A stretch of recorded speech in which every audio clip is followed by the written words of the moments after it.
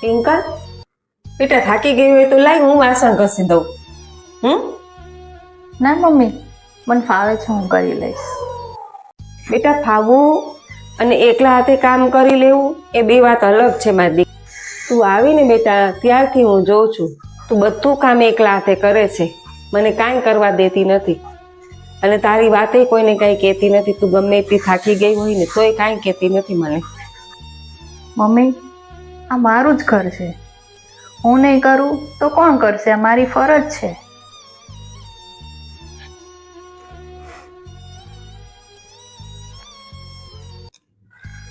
શું થયું છે બેટા? કેમ તારો હાથ ધ્રુજે છે મારા દીકરા? હે, લાવ હું કરી દઉં. અહીંયા મારી પાસે બેસ. ચાલ. કાંઈ નથી મમ્મી. ના, તું મારી જોડે આવીને બેસ. ચાલ. ના પણ કાંઈ નથી થયું મને. ચાલજી, અહીં બેસી જજે. અહીંયા બેસ, શાંતિથી વાત કર મને. શું થયું છે તને? મમ્મી, મારા મમ્મીના ઘરે છે ને હું કામ કરતી ને તો મને રોજ સાંભળવું પડતું હતું કે તું કામમાં બહુ ઠંડી છે, તું એક પણ કામ સરખું નથી કરતી. હું અહીંયા સાસરે આવી તો મને સતત ડર લાગ્યા કરતો હતો કે મારું કામ જોઈને કોઈ પ્રશંસા કરશે, કંઈ બોલશે. મને સતત વિચાર આવ્યા કરે છે કે મારું કામ જોઈને કોઈ વટશે તો.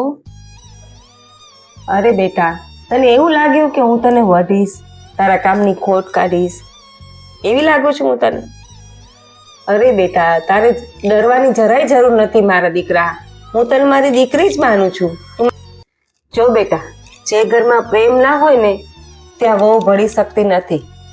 હું તો તને દીકરાની વહુ નથી માનતી, મારી દીકરી જ માનું છું. એટલે તારે કોઈ દિવસ ડરવાનું નથી દીકા. Thank you mummy. મમ્મી, તમે આવું કહીશો હું ક્યારેય વિચાર્યું નહોતું. મારા દિલમાં તો ક્યારનું હતું બેટા, પણ આજે મારાથી કહેવાય ગયું. તું તો મારા ઘરની લક્ષ્મી છો મારા દીકરા. તું દુઃખી થાય એ મને જરાય ના ગમે. તારે હંમેશા હસતા રહેવાનું બેટા, હા, આનંદમાં રહેવાનું. હું તને કોઈ દિવસ કાંઈ નહીં કહું. મમ્મી, હવે મને ક્યારેય ડર નહીં લાગે.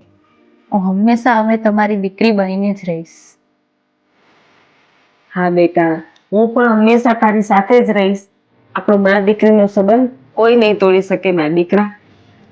ભગવાન તમને હંમેશા ખુશ રાખે મારા દીકરા. હંમેશા ખુશ રહો, તમારી જોડી અખંડ રહે.